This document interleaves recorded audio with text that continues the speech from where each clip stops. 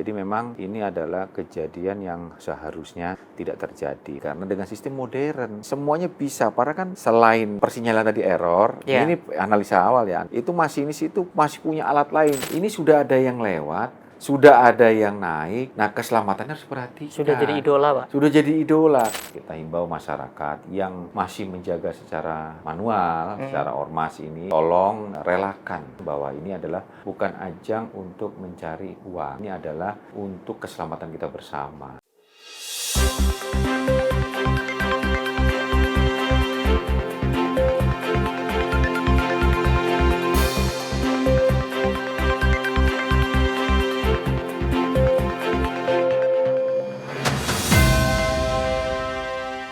Pemirsa, dunia transportasi Indonesia kembali berduka, di mana baru-baru ini terjadi kecelakaan di stasiun Bekasi Timur yang melibatkan antara kereta api jarak jauh Argo Bromo Anggrek dan juga KRL dengan relasi Kampung Bandan Cikarang.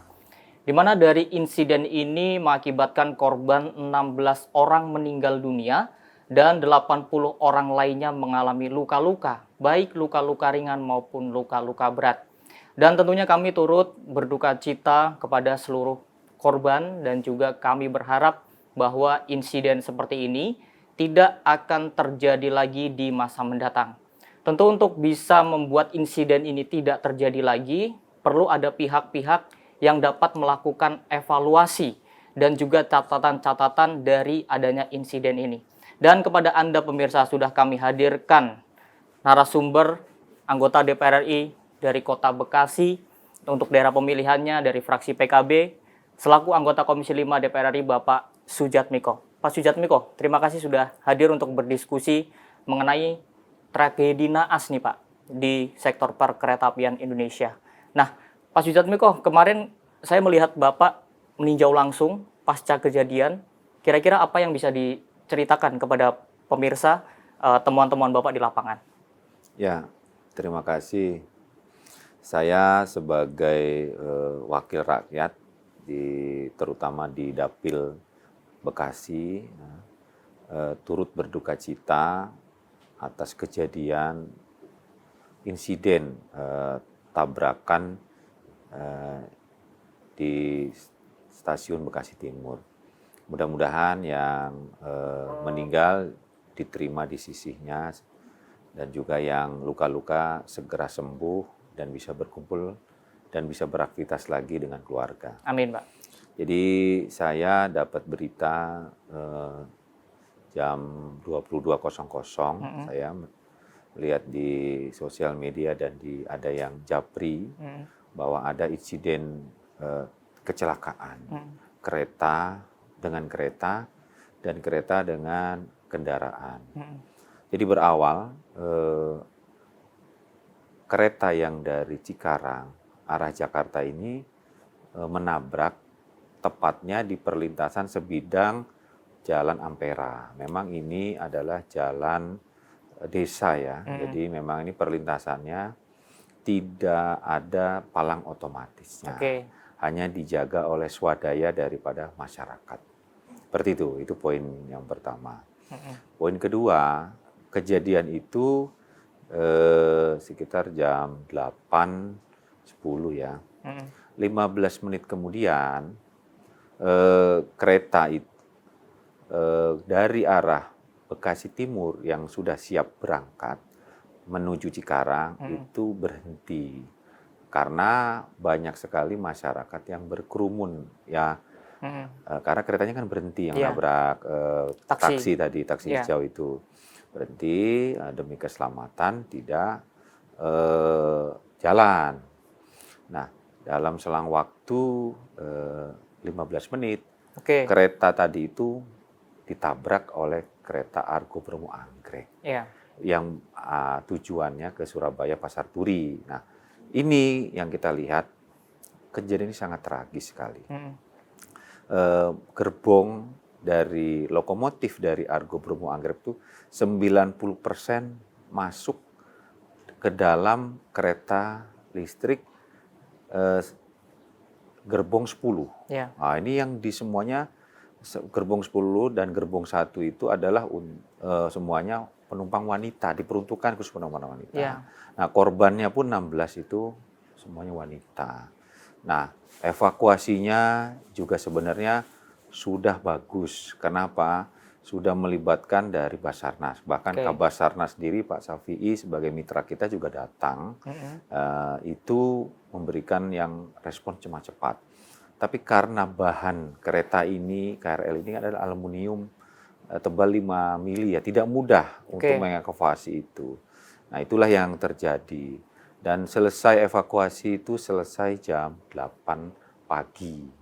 Setelah selesai baru dilakukan penarikan. Kemarin kita sempat diskusi untuk mempercepat evakuasi, apa boleh kita tarik keretanya karena masih ada 6 orang yang masih hidup terjepit. Ya kan? Itu sampai pagi, Pak? Sampai pagi. Pagi yang terjepit. Kalau korban yang meninggalnya itu dari 16 itu 4 yang sudah terevakuasi dulu, sisanya 4, sisanya 10 itu meninggal di tempat di bawah karena kejepit, yang 2 di rumah sakit. Seperti itu. Ini informasi yang jelasnya. Nah, setelah dievakuasi selesai satu persatu, jam 8 selesai baru kereta itu ditarik. Tadi yang lokomotifnya baru ditarik, setelah aman ditarik. Nah, disitulah ditemukan korban yang terjepit yang meninggal tadi itu. Kalau yang sudah 6 orang ini sudah dievakuasi, alhamdulillah selamat dan tidak ada masih di rumah sakit tapi sekarang.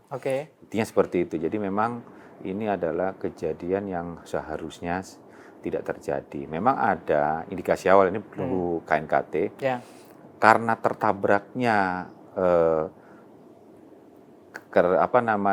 kendaraan listrik tadi itu mengakibatkan indikasi persinyalan di Bekasi itu sempat error.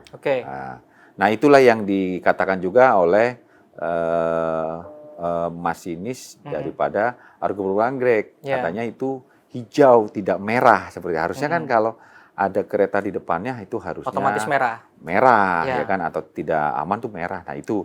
Tapi sampai sekarang belum ada pernyataan resmi dari KNKT, tapi indikasinya seperti itu. Nah, ini juga kita tahu akibat ini ada beberapa faktor ya, tadi kereta ada perlintas sebidangnya tidak dijaga, yang kedua juga ada mengakibatkan kecelakaan dan juga ada persinyalan yang error. Kira-kira itu kronologisnya dan yang bisa saya sampaikan. Pak Miko sudah menjelaskan kronologi kepada pemirsa dan juga tadi ada temuan lapangan bahwa ternyata tim evakuasi juga sudah cukup sigap dalam menyelamatkan ya Pak ya, mengevakuasi dari insiden ini. Tapi juga saya ingin meminta catatan Bapak terkait dengan kejadian ini. Tadi Bapak sedikit menyampaikan bahwa seharusnya ini tidak terjadi.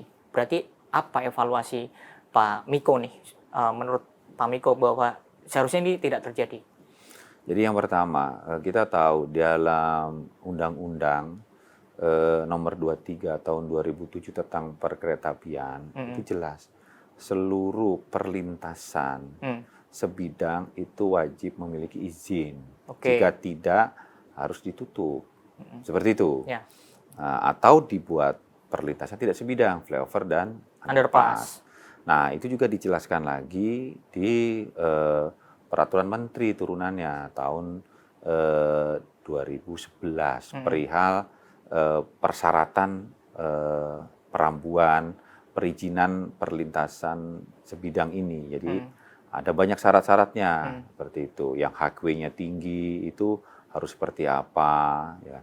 Terus diperjelas lagi di Peraturan Menteri nomor 94 tahun 2018 bahwa untuk keselamatan perlintasan sebidang kereta api itu tanggung jawabnya dibagi. Untuk jalan nasional itu oleh Kementerian Jalan Nasional nih, berarti Kementerian Perhubungan.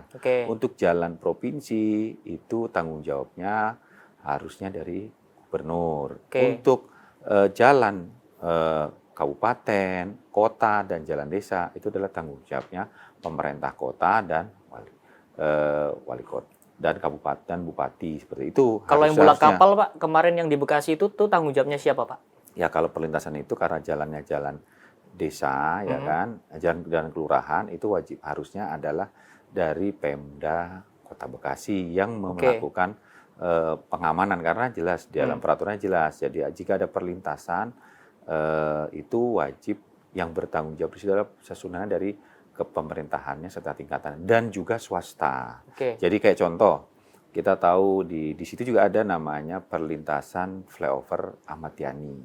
Nah, itu karena mau aksesnya ke kawasan perumahan swasta, akhirnya dia membuat sendiri flyover seperti. Nah itu, jadi lembaga maupun swasta itu yang ingin memanfaatkan juga bisa terlibat seperti Pak.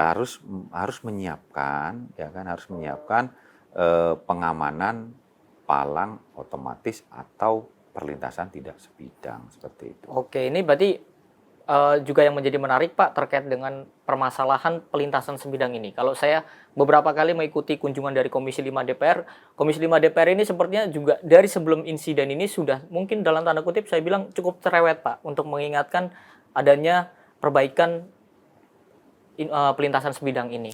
Nah, kalau Pak Miko melihat menurut pandangan Bapak, mengapa perlintasan sebidang ini banyak yang dikelola swadaya oleh masyarakat?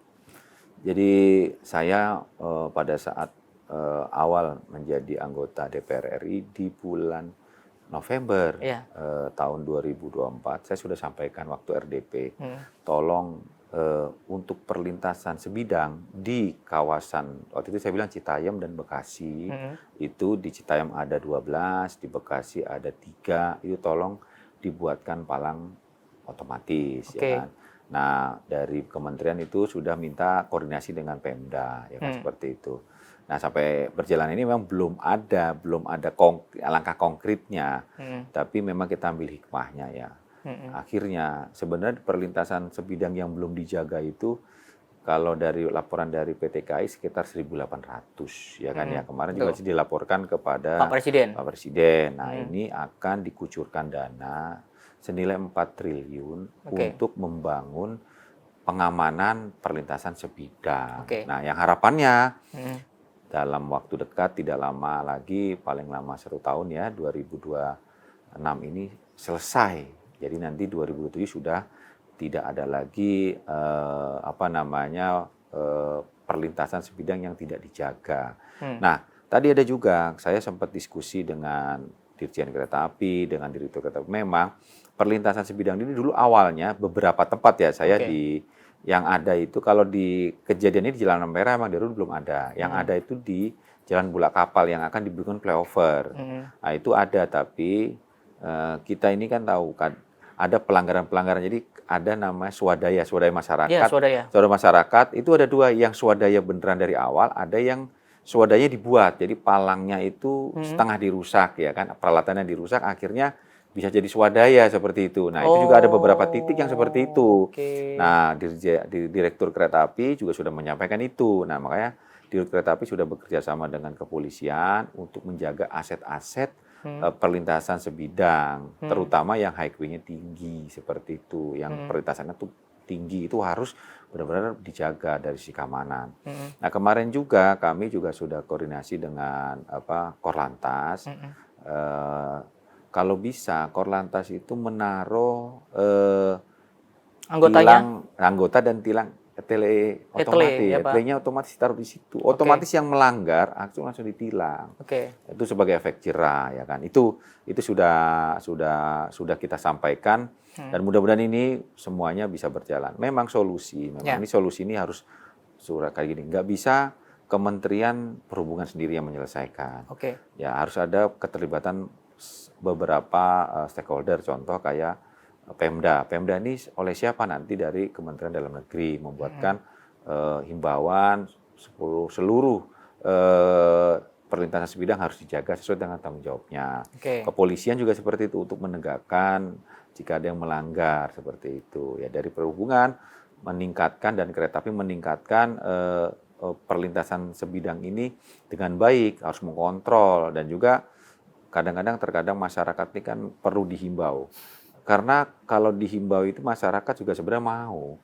Seperti kita tahu, banyak di traffic light. Ya. Dulunya orang melanggar, tapi karena ada himbauan pakai secara terus-menerus kamera Pak, ya, pakai kamera kadang dibicarakan secara apa namanya secara guyon, akhirnya mundur, jadi tidak masuk ke dalam zebra cross seperti itu, kayak gitu-gitu seperti itu. Nah, itu juga nanti kita akan buat seperti itu. Nah, ini sama-sama kita bareng-bareng harus bekerja sama seperti itu. Baik, Pak Miko, itu terkait dengan bagaimana pengelolaan pelintasan sebidang ke depan, itu tadi Pak Miko sudah menjelaskan.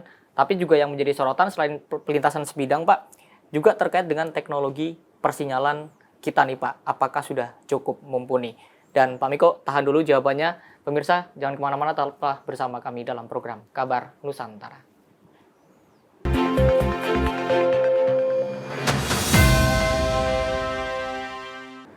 Pemirsa, terima kasih Anda masih bersama Kabar Nusantara.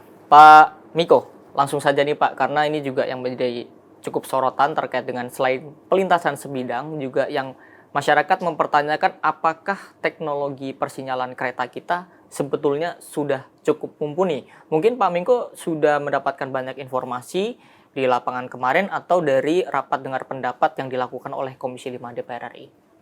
Sebenarnya persinyalan untuk kereta yang di luar LRT dan kereta cepat itu ada satu yang harus kita tekankan, namanya Automatic Train Protection. ATP Pak ya? ATP. Nah, ini memang masih apa namanya belum full, belum di beberapa titik masih belum. Nah, kalau untuk LRT dan MRT itu sudah full. Jadi bahkan kalau LRT kan tidak ada masinisnya. Seperti itu ya. Jadi itu full, itu full. Nah, jadi fungsi ATP itu apa, Pak? Seluruhnya, jadi semua dikendalikan, kontrolnya by system dari pusat kontrol. Seperti itu. Itu full seperti itu. Jadi bahkan kereta itu nanti di depan ada benda besar itu udah nggak bisa jalan. Kan contoh otomatis stop gitu, Pak. Stop. Kereta contoh, itu? Ya, contoh kayak kereta api cepat. Pada saat gempa, kemarin ya, kita kalau nggak salah tahun kemarin bulan Desember, itu stop dia. Tidak berjalan sama sekali, stop keretanya.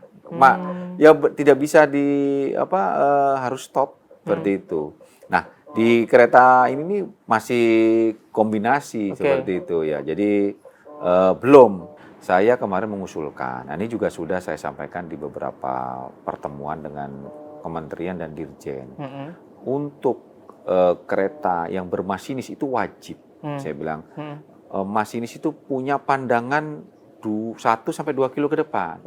Kalau secara visual sekarang siang hari cuma 600 meter, itu dengan lurus. Tapi kalau malam hari itu pandangannya cuma 200, ya kan? Ini berbahaya kalau ada sinyalnya error seperti itu. Nah, harapannya itu ada monitor di masinis, di kabin masinis, itu bisa melihat, membantu CCTV dari perlintasan. Nah, itu. Dan juga yang kedua, kemarin saya usulkan untuk khusus kereta KRL komuter ya, yang ada jarak jauh juga itu wajib harus bareng-bareng. Jadi ada double track. Jadi dia nggak boleh. Kan kemarin ini masalahnya kalau di Bekasi sudah double track.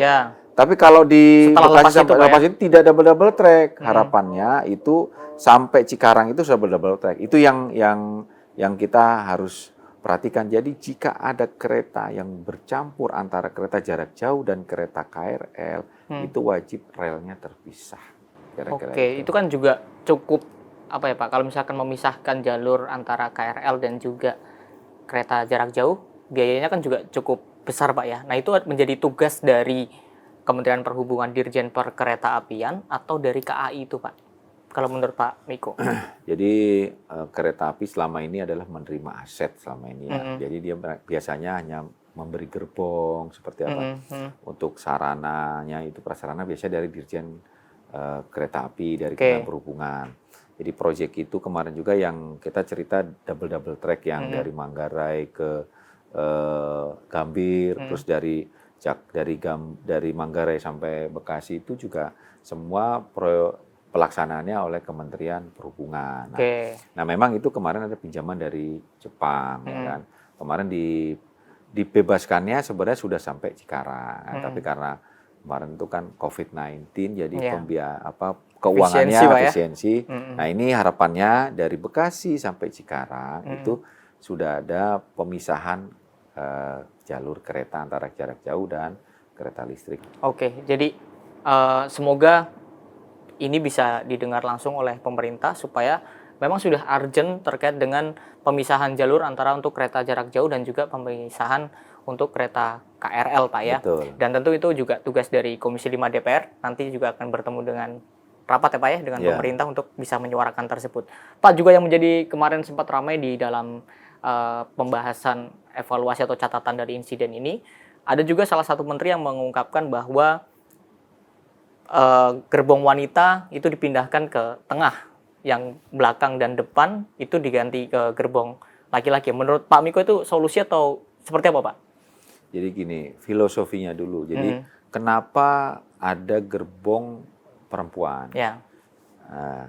Ada yang campur. Jadi perempuan itu memang awalnya banyak ada kasus-kasus asusila. Awalnya nih kan ya, akhirnya dipisah. Jadi perempuan itu di gerbong yang mudah dinaiki. Jadi di gerbong 1 ujung dan di gerbong 10 di akhir.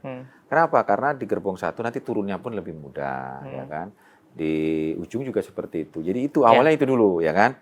Nah, kenapa tadi di ujung? Karena supaya lebih menandakan. Kalau di tengah itu ya nanti susah juga kan, karena kereta itu kan orang mau lewat, akhirnya nggak bisa. Jadi nanti yang bercampur nggak bisa melintasi. Jadi sebenarnya ini sudah ideal. Kalau menurut saya itu sudah ideal dan itu udah mulai kajian, ya kan ya. Tapi saya nggak komentar dari salah satu menteri itu. Yang jelas ini sudah ideal. Ya ini qadarullohnya, ini kejadiannya seperti ini. Jadi ini adalah kejadian sebenarnya yang tidak boleh lagi terjadi karena dengan sistem modern semuanya bisa. Para kan selain persinyalan tadi error, ini analisa awal ya, error itu masinis itu masih punya alat lain. Kalau dulu mungkin alatnya tidak canggih, sekarang ada cover optik yang sangat canggih, kecepatannya tinggi, yang bisa memberitahukan, bisa pakai macam-macam, radio, WhatsApp, segala macam teknologi yang bisa. Karena kita tahu sebenarnya, kereta itu adalah transportasi aman nomor 2 setelah pesawat terbang. Ya, itu karena harusnya ini masyarakat juga kita himbau, jika sudah ada persinyalan, sudah ada tanda-tanda mau ditutup, itu harusnya tidak melanggar. Jadi yang naik kereta sudah tertib, sudah mau antri, sudah mau bayar tiket, ya kan? Harusnya yang di luar naik kereta ini juga harusnya juga gitu tertib. Jadi kereta itu adalah jalur yang khusus dia itu. Jadi dilewati juga khusus. Jadi mereka tidak boleh ada gangguan apapun di tengah jalan dan di situasi apapun. Baik, seperti itu. Pak Miko, berarti kalau misalkan saya tarik dari omongan atau statement Bapak, berarti lebih baik lebih berfokus kepada pembenahan infrastrukturnya Pak ya, seperti persinyalan, pelintasan sebidang, ketimbang hanya sekedar memindahkan posisi gerbong Pak ya, karena nanti hanya mengganti korbannya Pak, bukan memperbaiki kualitas infrastrukturnya seperti itu Pak ya. Dan Pak Miko, kita lanjut lagi Pak terkait dengan ini juga cukup ironi Pak, setelah kejadian Bekasi ternyata masih ada kejadian-kejadian setelahnya Pak. Dalam sepekan ada 3 kejadian kecelakaan kereta. Pertama Bekasi, kemudian ada di Blitar Pak, itu di pelintasan sebidang juga, dan juga di Gerobokan ini Pak. Kira-kira apa nih pendapat Pak Miko nih terkait dengan bisa 1 pekan gitu Pak terjadi terus? Jadi kalau lihat dari mitigasinya ya, ini secara saya analisa banyak sekali sebenarnya penyebabnya. Yang pertama bisa saja jalanan perlintasan itu rusak. Kita tahu hampir semua perlintasan di sebidang itu rata-rata rusak. Karena apa? Di situ ada namanya gaya rem, ya kan, gaya gesek yang tinggi. Jadi itu tidak bisa pakai aspal biasa, harus pakai material yang keras di blok. Itu juga tidak bisa beton aja, jadi harus ada blok beton yang dilindungi oleh besi atau baja supaya perlintasan tidak. Jadi pengendara di situ jadi tidak tidak berlubang ya, jalanan tidak berlubang, tidak rusak. Akhirnya mobil itu akhirnya berhenti karena jalannya tidak mulus. Itu yang pertama. Yang kedua, kita juga harus lihat bahwa ayolah masyarakat, tadi sudah saya sampaikan, ini harus benar-benar mematuhi. Yang ketiga tadi saya mengusulkan nih, di seluruh perlintasan itu wajib memberikan informasi yang lebih baik lagi. Jadi bukan hanya suara teng teng teng suara itu, tapi harus ada himbauan. Jadi ingat keluarga di rumah, ya kan? Seperti itu. Lebih baik kita tidak pergi daripada tidak kembali, seperti itu. Jadi lebih kepada himbauan yang humanis-humanis seperti itu, Pak, ya? Jadi kita nggak boring ya, nggak bosan kita nungguin di perlintasan ini ngapain? Hanya teng nong. Ada gitu. Seperti itu. Bahkan jika perlu ada musik ya, di Bandung itu ada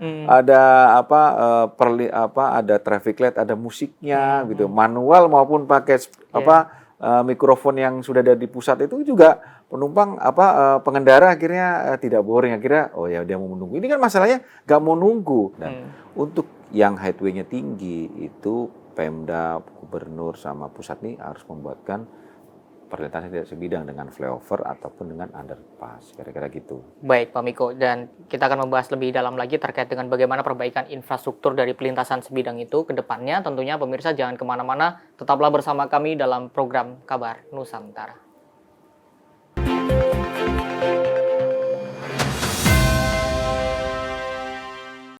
Pemirsa, kembali lagi dalam program Kabar Nusantara, masih bersama anggota Komisi 5 DPR RI, Pak Sujat Miko. Pak Miko, kita akan melihat bagaimana Komisi 5 DPR RI ini akan bekerja ke depannya. Presiden Prabowo sudah menyatakan seperti yang tadi Pak Miko katakan, ke depan akan menggelontorkan setidaknya 4 triliun untuk pembenahan di 1.800 pelintasan sebidang. 4 triliun ini Pak Miko melihatnya sebagai legislator nih Pak. Apakah ini angka yang cukup, Pak? Kalau 4 triliun untuk menutup perlintasan sebidang dengan palang otomatis yang memenuhi syarat itu cukup. Tapi jika ingin ditingkatkan lagi di tadi yang saya bilang highway-nya tinggi, ya kan ya, perlintasan tinggi, itu harus dengan menggunakan perlintasan tidak sebidang dengan flyover maupun dengan underpass. Itu pasti tidak cukup. Tapi yang penting langkah utama tercepatnya adalah perlintasan wajib ditutup atau digunakan palang otomatis. Itu aja itu. Terpenting itu dulu. Jadi pilihannya itu Pak, kalau tidak pakai palang otomatis ya udah ditutup. Iya. Tapi kalau udah pakai palang otomatis ya udah nggak apa-apa dibuka gitu. Nggak apa-apa. Nah, tadi yang di jalan-jalan yang kalau jalan nasional harusnya wajib. Jalan nasional itu kan karena sudah jelas highway-nya tinggi, kendaraan-kendaraan. Tadi yang Mas cerita di Gerobokan di Blitar itu rata-rata jalan yang besar, jalan nasional, ya. Itu wajibnya harusnya sudah dibuat underpass ataupun flyover seperti itu. Nah, itu sudah. Kalau yang sudah seperti itu harusnya menggunakan perlintasan tidak sebidang seperti itu. Nah, nanti bisa dibicarakan lagi penganggarannya oleh pemerintah dan dari sini Komisi 5. Kalau jika itu jalan nasional, kalau jalan provinsi ya dengan gubernur, kira-kira seperti itu. Oke, jadi ke depan gimana nih Pak, Komisi 5 akan mengawal dari pernyataan Pak Presiden ini? Karena khawatirnya ini hanya angat-angat aja nih Pak, karena baru ada insiden, kemudian disampaikan ke depan 4 triliun, nah ini otomatis perlu ada peran dari yang lain dong untuk bisa mengawal ini ke depannya Pak. Jadi selama ini seluruh instruksi dari Presiden itu semua dijalankan. Nah, kita yakin ya kali bahwa jika sudah ada instruksi dari Presiden, nah ini sudah angkanya sudah disebutkan, nah itu tinggal realisasinya saja. Kita sebagai di Komisi 5 sangat mendukung percepatan untuk pembangunan palang-palang otomatis yang berstandar ini seperti itu, karena nggak ada kata lain, itu wajib seperti itu. Nah, terus juga nanti kita himbau masyarakat yang masih menjaga secara manual, secara ormas ini, tolong relakan, ya kan? Relakan bahwa ini adalah bukan ajang untuk mencari uang, bahwa ini adalah untuk keselamatan kita bersama. Nanti bisa mereka kita libatkan dalam penjagaannya. Nanti kan kita ada training, ada bahkan seleksi sampai bersertifikat yang untuk penjagaan palang otomatis ini wajib bersertifikat seperti itu, ya kan? Kalau kita lihat palang itu minimal itu ada 5 orang satu palang. Jadi kan jam kerja kita ini kan sebenarnya 8 sama overtime misalkan 4 jam, berarti kan nanti ada yang cuti Sabtu Minggu. Berarti kan kalau palang 1, 2, karena 2 orang seperti itu. Paling minimal tuh 5, 1 palang otomatis. Nah, nanti bebannya ini bisa dibagi. Jadi kalau provinsi ya provinsi untuk penjaganya. Nah, tapi kalau nanti kementerian atau kereta api sanggup ya. Kereta api ini belum sampai tahapan itu, tapi yang jelas ini kita ambil hikmahnya ya. Jadi kita ambil hikmahnya kejadian ini, tolak awal bahwa kita untuk memperbaiki sistem transportasi kita, terutama kereta api seperti itu. Oke, Pak Miko, kalau misalkan tadi melihat terkait dengan pilihan Bapak, kalau misalkan palang pintu ini tidak ada yang otomatis, ya udah ditutup aja jalan itu. Sedangkan mungkin di masyarakat itu jalan itu sangat membantu, Pak, dalam tanda kutip mungkin nerabas gitu, Pak, jangan nggak perlu muter seperti itu. Nah, apakah itu tidak akan menjadi keresahan di masyarakat seperti itu, Pak, atau malah justru menimbulkan kemacetan? Sebenarnya gini, tahapan ya, yang kejadian kemarin di Jalan Ampera itu sekarang langsung dipasang. Ya, ada 2. Kemarin saya juga udah ngomong sama Pak Menteri. Pak Menteri kan butuh proses. Ya udah paling tidak nanti ada petugas kita yang kita mentraining kepada pemerintah daerah, ya kan? Nah, itu jadi ini kan butuh. Kalau 1.800 dikali 5 sudah berapa kan? Tadi ya 1.800. Kita nggak bisa mempertaruhkan nyawa, ya kan, untuk masalah ini kecepatan, ya kan, ini lebih cepat, lebih pendek jaraknya, ini nggak bisa. Keselamatannya adalah yang utama. Harapannya ya, kemarin nanti dalam rapat juga saya akan sampaikan bahwa ini wajib dari 1.800 itu, jika itu tidak ditutup karena belum ada palang otomatis, paling tidak ada persinyalan yang bagus. Jadi kan sekarang yang persinyalan yang di palang ini kan hanya mata saja. Ini ada kereta apa enggak? Tengok kanan, tengok kiri. Ada keretanya apa tidak? Seperti itu. Ini kan lucu. Kalau malam hari seperti, kalau dia tidur gimana? Seperti itu. Ini kan sesuatu yang lucu seperti itu. Ini nggak boleh seperti itu. Ya harus wajib itu ada petugas yang bersertifikat. Walaupun nanti kita misalnya tenaganya belum ada, ya tadi itu pemerintah daerah kan banyak. Sekarang kita banyak tenaga TKA, tenaga harian lepas, kan tingkatnya ada P3K, kan itu banyak sekali. Kalau kita ini sama-sama, makanya tadi saya mengusulkan bahwa nanti akan ada perjanjian beberapa menteri untuk perihal ini. Jadi karena yang bisa menginstruksikan kepala daerah adalah Kementerian Dalam Negeri, ya kan, seperti itu. Yang bisa menegakkan penegakan hukum hanya kepolisian, tidak bisa Kementerian Perhubungan, seperti itu. Makanya ini bareng-bareng nanti kita seperti itu kira-kira. Jadi pembenahan ini juga memang ternyata harus sinergi, Pak, ya. Tadi terkait dengan Kementerian Dalam Negeri untuk menginstruksikan pemerintah daerahnya, untuk terkait dengan pembangunan pelintasan sebidangnya atau seperti apa, itu juga memang dibutuhkan gitu, Pak, ya. Dan ini, Pak, untuk juga kita beralih ke selanjutnya, Pak, terkait saya juga mendapatkan informasi terkait dengan sebetulnya banyak pakar yang menilai bahwa banyaknya kecelakaan transportasi ini akibat dari minimnya anggaran keselamatan transportasi saat ini. Apakah Pak Miko sependapat? Gini, memang anggaran transportasi kita itu memang tidak sebanding ya, tidak sebanding dengan kebutuhannya. Jadi kebutuhannya tinggi, tapi anggaran transportasinya kecil, ya kan ya. Dari anggaran APBN yang kita punya maupun dari kebutuhannya seperti itu. Di negara maju manapun namanya transportasi publik pasti disubsidi. Pasti, mau di Jepang, di Amerika. Karena dengan kita mensubsidi transportasi publik yang akhirnya biaya murah, akhirnya kita bisa mensubsidi BBM. Kenapa? Kan sekarang yang menikmati subsidi ya orang kendaraan roda 2, roda 4 yang masih menggunakan BBM bersubsidi seperti itu. Itu kalau itu dibenahi, akhirnya subsidi tadi yang besar untuk BBM, ya kan ya, bisa beralih ke situ. Nah, akhirnya kemacetan di Jakarta, di Jabodetabek juga berkurang seperti itu. Karena orang yang naik transportasi umum aja saya. Lebih nyaman, lebih murah seperti itu. Pak Miko, kalau misalkan sebenarnya saya ingin melihat terkait dengan komitmen anggaran yang tadi saya tanyakan itu, Pak, karena apakah jadi kita itu jadi belajar, Pak, terkait dengan banyaknya tadi aja ada sepekan itu ada 3 kecelakaan kereta seperti itu, Pak, dan juga banyak kecelakaan di transportasi lainnya seperti itu. Apakah ini juga menjadi pengingat kita bahwa ternyata anggaran untuk keselamatan transportasi perlu menjadi perhatian juga Pak ke depannya seperti itu.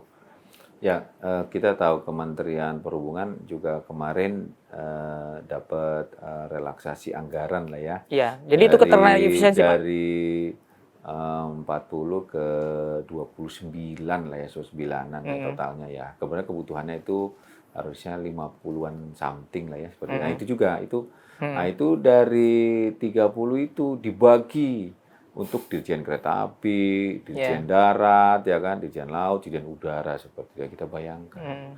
Padahal yang kita lakukan tiap hari itu adalah memindahkan barang dan orang dari satu tempat ke tempat lain. Itu tugasnya Kementerian Perhubungan itu sebenarnya, ya kan? Barang dan orang. Nah, kita sekarang sudah lega nih, aplikasi online itu terutama untuk angkutan publik sama barang ini mau diambil sama Danantara. Ya kan? Otomatis untuk memperkecil potongan aplikasi. Otomatis kan biaya kecil nih. Nah, itu udah clear tuh. Nah, sekarang harusnya juga pemerintah daerah dan pemerintah pusat itu juga mengambil alih, terutama pemerintah daerah nih ya. APBD-nya disisihkan sebagian untuk memperbaiki sistem transportasi dalam kotanya supaya tadi itulah kemacetan dan lain-lain, dan juga kerusakan jalannya akhirnya berkurang mereka itu. Kan jarang mobil yang lewat, motor yang lewat, akhirnya berkurang kan hanya angkutan. Dan kita sebagai orang Indonesia ini harus mau berjalan. Jadi jangan kita jalan dari rumah ke tempat angkot tuh 200 meter, kita kadang malas. Nah, itu harus mau kita biasakan budaya berjalan. Padahal kita kalau manusia yang sehat tuh harus sehari minimal 3.000 langkah, kira-kira itu. Oke, Pak Miko, sedikit lagi terkait dengan menurut Bapak apa yang perlu dilakukan dari Kementerian Perhubungan ataupun dari pemerintah ataupun stakeholder lainnya untuk keselamatan transportasi kita ke depan ini seperti apa supaya masyarakat juga menjadi nyaman dong untuk menaiki transportasi umum, dijamin keselamatannya dan sebagainya. Ini apa yang perlu menjadi gebrakan dari pemerintah saat ini, Pak? Semua stakeholder yang terkait tadi, Kementerian Perhubungan tugasnya seperti apa, anggaran untuk yang publik ini harus diperbanyak. Karena kita tahu, kita buat apa membangun yang baru, yang belum jelas ada penumpangnya, belum jelas ada yang lewat. Ini sudah ada yang lewat, sudah ada yang naik, nah keselamatannya harus diperhatikan. Sudah jadi idola, Pak. Sudah jadi idola. Kita tahu kereta api ini sudah nyaman sekali, ya kan? Ya kalau berdesak-desakan itu wajar karena semakin banyak. Nanti kita juga kemarin sudah usulkan, kan sudah dikasih kucuran dana sekitar 5 triliun nih ke PT KAI nih dari Danantara. Nah, harapannya ini nanti bisa menambah kereta, ya kan, intinya. Nah, tapi nambah keretanya tambah, ya jalurnya tambah makin rapat. Nah, ini juga perlintasannya harus benar-benar dijaga, jangan sampai terjadi lagi. Dan juga segera, yang nggak ada waktu lagi, kita perlintasan untuk kereta ini harus benar-benar otomatis kita mempunyai proteksi-proteksi yang berlapis. Tadi kalau sinyalnya error, tadi harus seperti apa nih? Masinis pun harus diberikan training dan edukasi tambahan. Jika terjadi sesuatu yang fatal, ini yang masih kereta yang masih menggunakan awak masinis ya. Kalau di luar sih udah nggak perlu. Kalau yang seperti LRT apa itu nggak perlu lah ya. Hanya buka pintu aja. Kalau kereta cepat juga hanya buka pintu aja, nggak mengkontrol itu. Yang masih manual, masih menggerakkan, itu harapannya dia punya kemampuan jika terjadi error itu seperti apa dia. Tadi jarak pandang dia harus lebih jauh pakai monitor. Terus seperti apa dia punya alat komunikasi, kontak di depan. Ini kan mirisnya kejadiannya di stasiun, bukan di daerah yang sepi. Betul. Yang persinyalannya harusnya bagus di situ. Ada backup yang lainnya. Masih bisa telepon pakai radio dia, masih komunikasi lewat radio. Konfirmasi ya, Pak? Konfirmasi masih bisa dia komunikasi. Seperti itulah. Kecuali di tengah hutan, tengah sawah seperti itu. Yang tidak, ini kan di tengah-tengah stasiun. Harapannya ini nggak boleh terjadi lagi. Ayo kita sama-sama niatkan ya bekerja yang baik. Ternyata kerjaan ibadah ya, harusnya ayo insya Allah ini bisa jadi amal ibadah kita semua karena membantu orang bekerja, beribadah, mencari nafkah, berdagang segala macam. Nah, ini kita bantu, mudah-mudahan jadi amal baik buat kita semua. Baik, terima kasih Pak Miko sudah mau berdiskusi dalam program Kabar Nusantara. Tentunya kami semua berharap Pak, masyarakat berharap ke depan masyarakat dapat lebih terjamin keselamatannya, keamanannya di saat menggunakan transportasi publik, dan juga melalui peran-peran anggota DPR juga seperti Bapak, apalagi Bapak di Komisi 5 juga mungkin masyarakat juga menitipkan suara terkait dengan bagaimana DPR ini bisa berperan untuk turut serta menjamin keselamatan dalam bertransportasi umum tersebut. Terima kasih Pak Miko atas kehadiran dalam program Kabar Nusantara, dan pemirsa, itulah tadi diskusi terkait dengan bagaimana mengevaluasi perkeretaapian dan transportasi umum di Indonesia ini ke depannya, dan tentunya Anda dapat komen-komen pengalaman-pengalaman Anda saat menaiki transportasi umum agar bisa mendapatkan atensi langsung dari Pak Sudjatmiko. Terima kasih atas perhatian Anda dan salam Nusantara. Salam Nusantara.